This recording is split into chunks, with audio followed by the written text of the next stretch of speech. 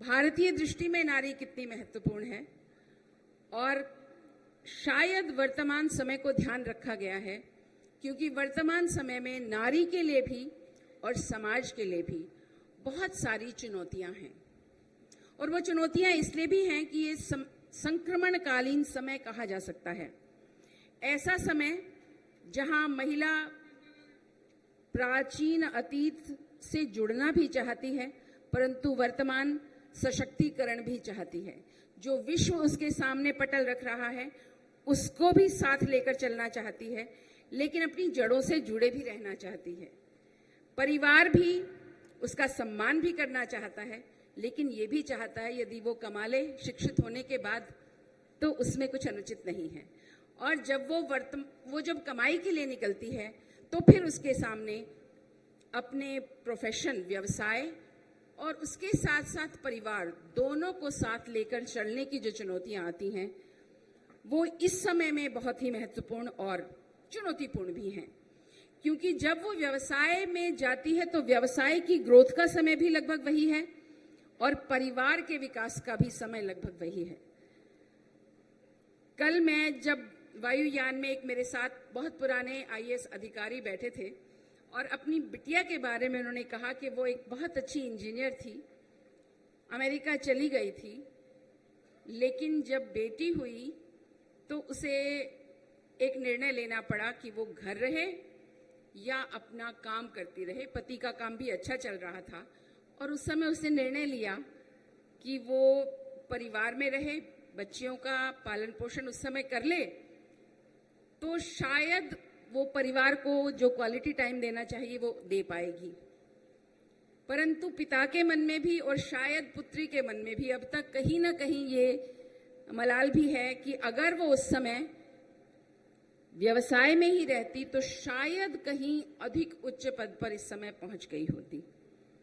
और ऐसा शायद बहुत सारे अभिभावकों के मन में भी आता होगा और युवा बच्चियों के मन में तो आता है। ये मैं आजकल एक शिक्षिका के रूप में भी और एक शिक्षक प्रशासक के रूप में भी देखती हूँ। बच्चियों के मन बदल रहे हैं, उनकी आकांक्षाएं बदल रही हैं, उनकी दृष्टि बदल रही है। क्या उसी के साथ साथ हमारी दृष्टि या समाज की दृष्टि भी बदल रही है? ये हम सबके सामने चुनौती है। क्या जो शिक्षा हम उन्हें दे रहे हैं वो उन्हें इन चुनौतियों से मिलने के लिए तैयार कर रही है? ये भी एक सोचने का प्रश्न है जो ये विद्वत समाज जो हमारे सामने इस समय है वो उस पर अवश्य विचार करें। और जब इंदुमती बहन इस पर बात करेंगी तो मुझे लगता है वो अतीत और वर्तमान को भविष्य के साथ जोड़ने का प्रयास करेंगी।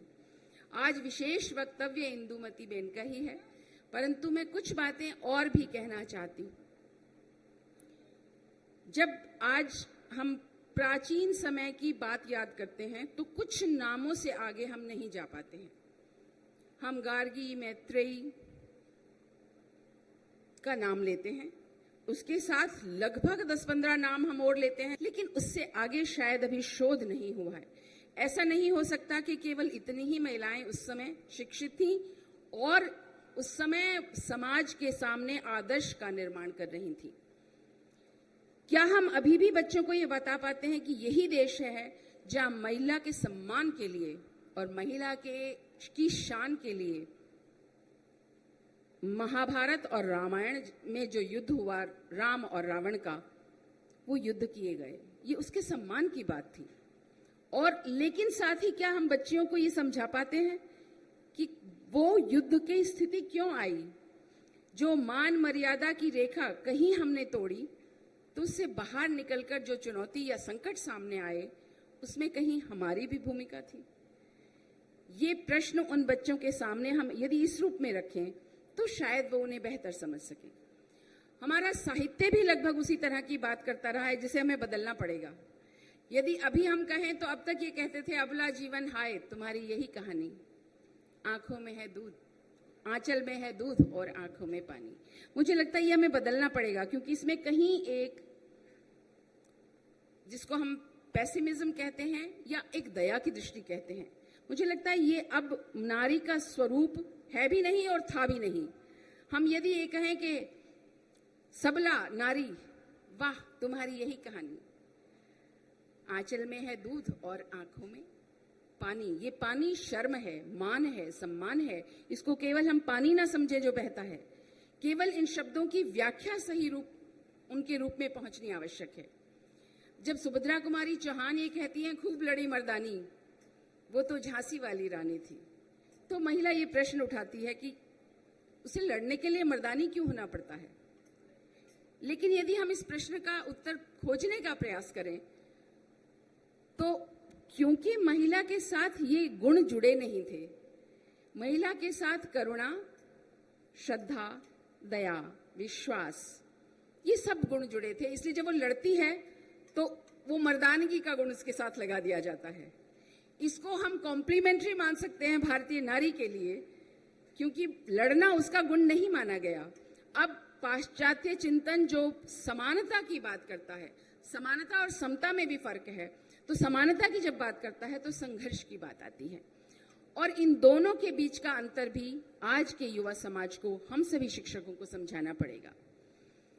यदि आपको याद हो, एक बहुत सुंदर पंक्ति हिंदी साहित्य में आती है,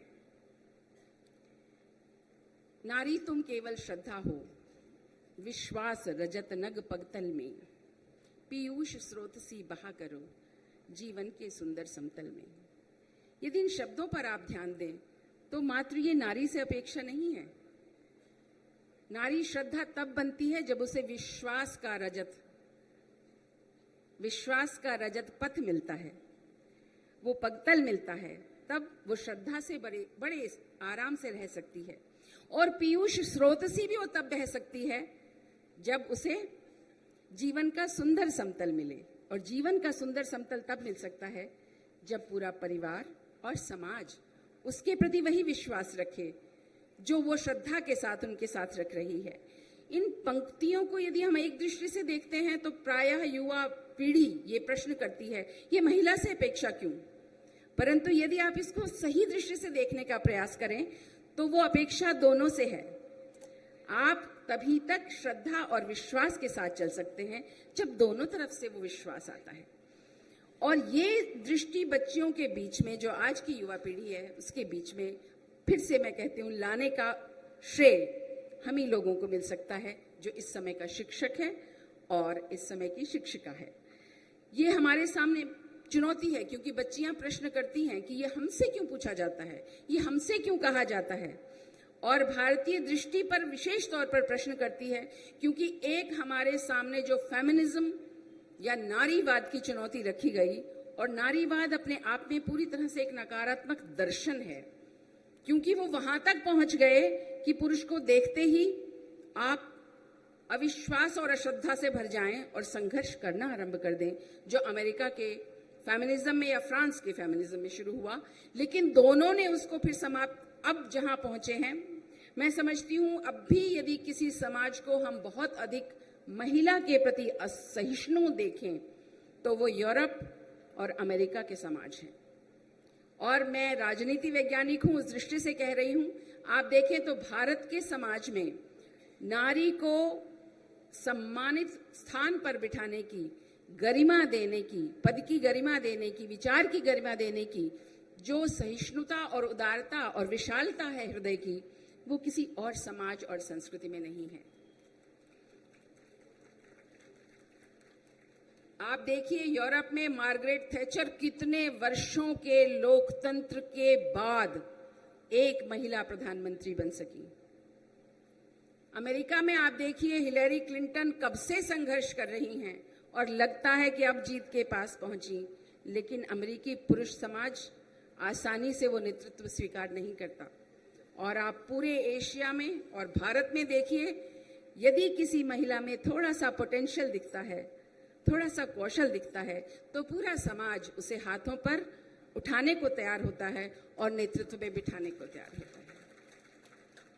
इस भारतीय दृष्टि को हमें युवा पीढ़ी के सम्मुख सही तौर पर प्रस्तुत करना है, क्योंकि यदि आज की मैं बात करूं तो जो कविताओं में आ रही है बात, वो बिल्कुल ऐसी है कि इस समय उस नारीवादी दर्शन ने भारत के समाज को ऐसी जगह पहुंचा दिया है कि महिला और पुरुष एक दूसरे के सामने खड़े हैं जैसे, और दोनों ये समझते हैं कि मैं जो करूं उससे पहले तुम समर्पण करो। महिला ने, किसी ने कहा था ये कि अब हम जहां आ गए हैं वो ऐसी स्थिति है कि हम शीशे के घरों में रहने लगे हैं। शीशे के घरों में क्यों रहने लगे हैं?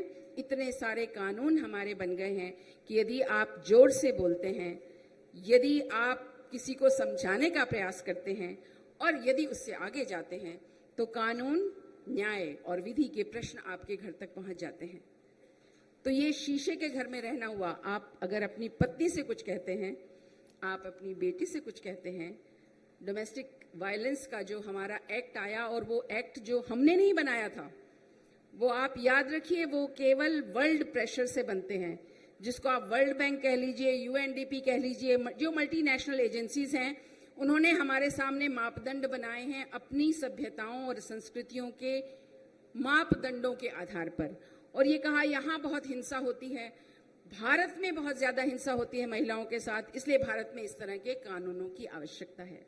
यदि आंकड़े देखे जाएं, ये अभी तक पूरी तरह से किसी के सामने नहीं है। हम लोग सब आंकड़े कहीं से उठाकर कहीं उनका प्रयोग कर लेते हैं और ये कहते हैं कि भारत में ऐसा ज्यादा हो रहा है, लेकिन पूरे विश्व में यदि आप देखेंगे तो फिर भी महिलाओं के सम्मान की बात भारत में, क्योंकि वो मानस में घुसी हुई है, भारत में सबसे ज्यादा है। और हिंसा और संघर्ष केवल कहीं कहीं पैराडॉक्स के रूप में, कहीं कहीं अपवाद के रूप में आता है। केवल अखबार और जो मीडिया है वो इसलिए उछालता है कि शायद उसे उछालने में उसकी रेटिंग बढ़ती है, लोग पढ़ते हैं, कहीं ना कहीं मन में शायद इस प्रकार के समाचार पढ़ने की रुचि बढ़ती है। तो हम ऐसे समाज में बैठे हैं इस समय, तेरे मेरे घर शीशे के, तेरे मेरे घर शीशे के, कुछ मैं सोचूं कुछ तू सोच, तेरे मेरे हाथ में पत्थर, तेरे मेरे हाथ में पत्थर, मैं भी सोचूं तू भी सोच।